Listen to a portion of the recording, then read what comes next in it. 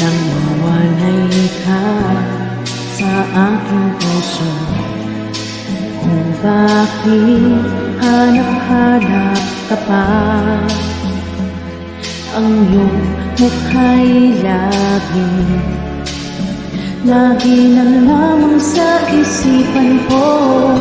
Bakit di magawa nitong damdamin ang paglimot sa mga nagdaan? Sadya na ba ganyan pag nagmahal